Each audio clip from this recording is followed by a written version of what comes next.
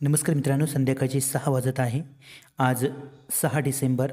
आता लगेच रात्री आणि मध्यरात्री महाराष्ट्राच्या बऱ्याच भागामध्ये पावसाची शक्यता आहे. जे काही चक्रीवादळ किनारपट्टीला धडकल्यानंतर आतमध्ये आलेलं आहे, त्यामध्ये चक्राकार वाऱ्याच्या रूपात हे वादळ आपल्याला बघायला मिळत आहे. यामध्ये मित्रांनो याचा केंद्रबिंदू आहे हा तालाई आणि आसपासच्या परिसरावर बघायला मिळत आहे. याच्या प्रभावामुळे आज रात्री देखील महाराष्ट्राच्या काही भागामध्ये पावसाची शक्यता आहे. काही जिल्ह्यांमध्ये विजांच्या कडकडाटासह पाऊस बघायला मिळू शकतो.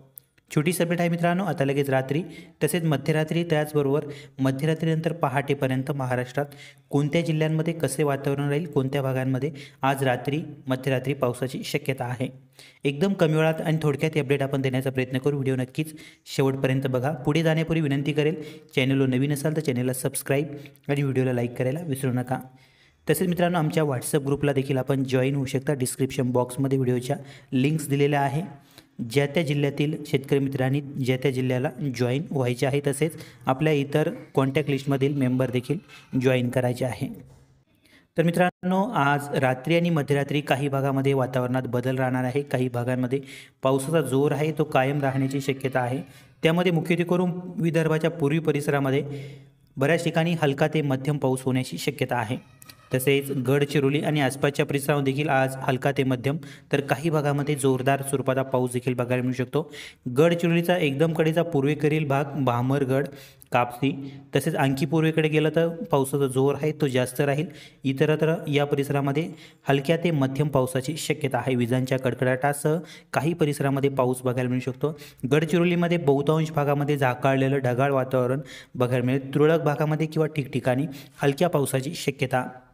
गोंदिया, भंडारा या परिसरामध्ये देखील आज रात्री आणि मध्यरात्री पावसाची शक्यता आहे. हलका ते मध्यम पाऊस बघायला मिळेल. गोंदियाचा एकदम कडेचा उत्तरी परिसरामध्ये मध्यम तर काही ठिकाणी विजांच्या कडकडाटासह पाऊस पडण्याची शक्यता आहे.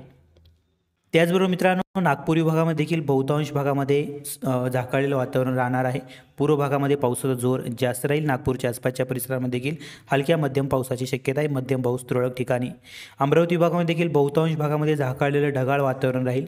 यामध्ये अकोला आणि बुलढाण्याच्या काही परिसरामध्ये हलक्या मध्यम पावसाची शक्यता आहे. घाटमाथ्याच्या ठिकाणी हलक्या स्वरूपाचा पाऊस बघायला मिळेल. वाशिम आणि यवतमाळच्या काही परिसरामध्ये हलका पाऊस बघायला मिळू शकतो, परंतु कमी ठिकाणी पावसाची शक्यता आहे. झाकाळलेलं ढगाळ वातावरण बहुतांश भागामध्ये बघायला मिळेल. छत्रपती संभाजीनगर तसेच जालना या दोन जिल्ह्याच्या आसपासच्या तुरळक परिसरामध्ये हलका पाऊस होऊ शकतो. तसेच छत्रपती संभाजीनगरचा पश्चिम परिसरामध्ये पावसाचा जोर कमी राहील. बहुतांश भागामध्ये मोकळं कोरडं वातावरण राहील. तूर परिसरामध्येच फक्त ढगाळ वातावरण बघायला मिळू शकते.